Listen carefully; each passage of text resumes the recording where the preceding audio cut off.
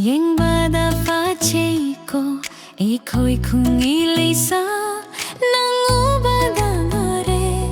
nungshi chei na karam na hai kani leisha gi mahosha e kai thi bini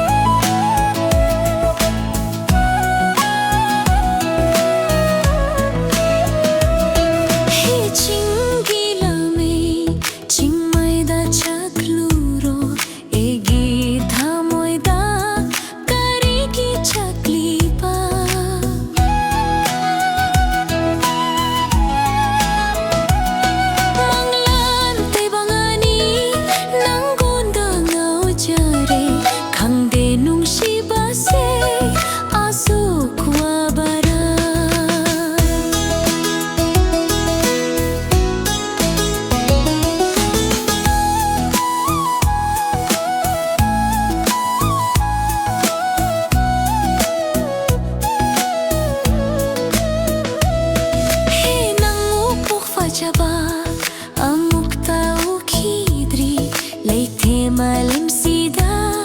nanggam na pajaba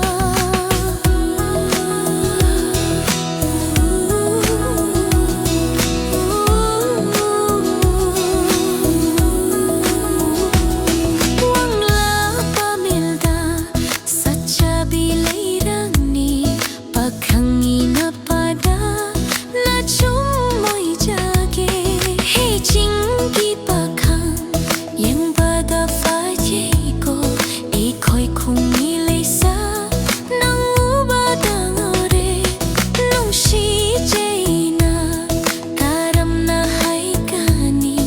Shaggy.